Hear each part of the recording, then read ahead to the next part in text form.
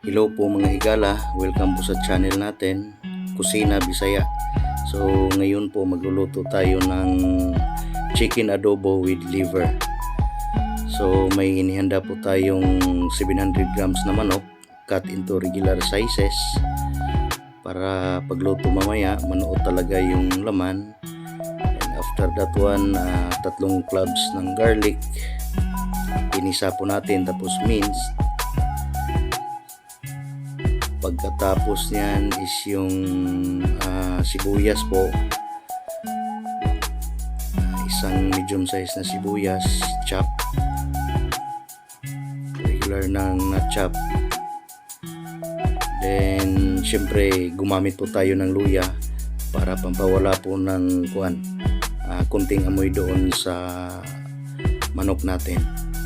So 2 thumbs ng luya po yan, pinisa natin tapos siniwa. Tapos may hinanda din tayong spring onion para pang dressing mamaya pagkatapos nitong maluto.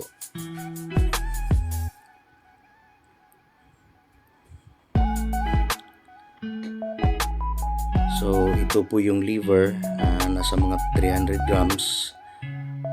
I-chop po natin ito ng mga maliit na slices or halos kalahati lang ng buong liver. So yan po, ito na po yung ricado natin. May hinanda po tayong pepper, tapos yung liver, tapos yung chicken natin. So start na po natin. 1 tablespoon po ng oil, tapos yung sa akin inuna ko po yung sibuyas, pagkatapos bawang, luya, then yung manok. So hinalo-halo po natin para ma-sear yung paligid ng manok. Tapos takpan para ma-drain yung tubig doon sa laman ng manok.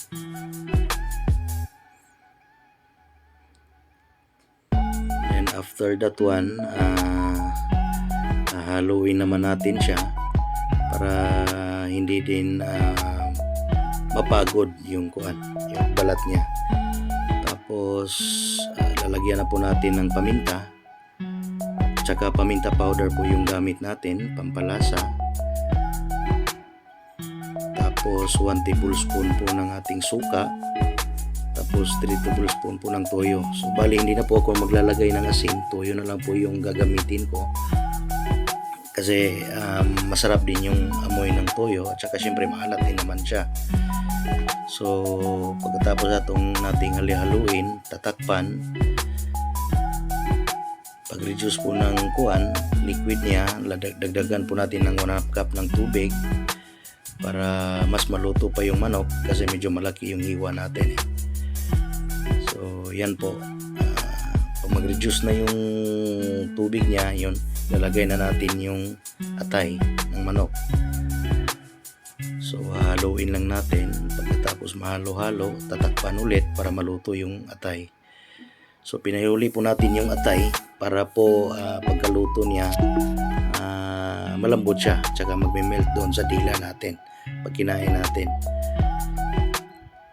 So yan na po. Pagkatapos yung halu-haluin, tatakpan na naman to reduce the liquid or yung sauce niya para manuot din doon sa laman.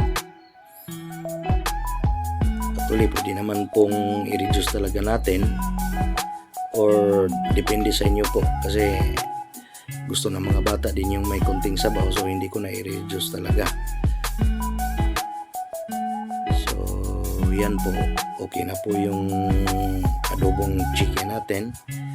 So ilalagay lang po natin sa lalagyan. Yan po. Tapos kunting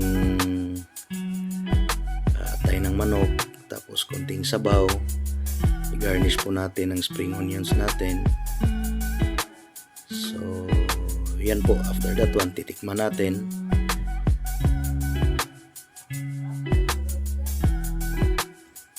Yun po, suwak na suwak po talaga sa panglasa natin at saka sa mga bata.